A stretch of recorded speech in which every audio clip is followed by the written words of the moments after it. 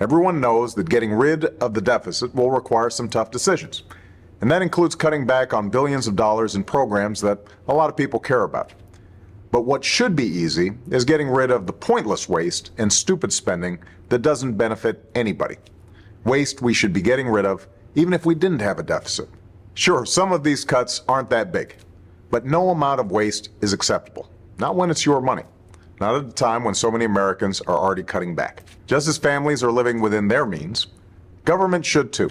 Did you know the federal government pays for a website devoted to a folk music ensemble made up of forest rangers?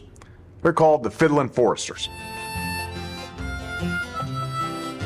I'll put their music on my iPod, but I'm not paying for their website. And there are hundreds of similar sites that we should consolidate or just get rid of.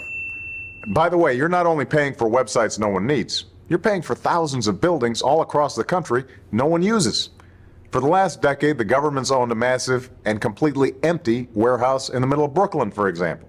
Now, the government hadn't been able to sell this building and others like it because of red tape and Washington politics that held things up for years.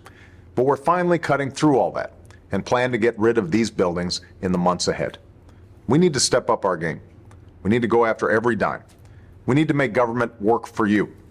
That's why, starting today, I've asked the Vice President to lead a renewed effort to hunt down misspent tax dollars in every agency and department of this government.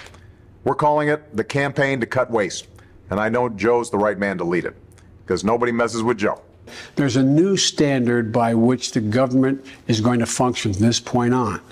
The American people are entitled to transparency. Look, a lot of this depends on new, sophisticated methods, but it also, we know, depends on relentless focus on making this a priority.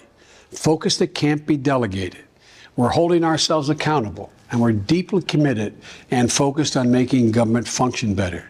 We're not just eliminating fraud and waste. We hope to be instilling an entire new culture that not only our administration, but every succeeding administration will in fact pursue.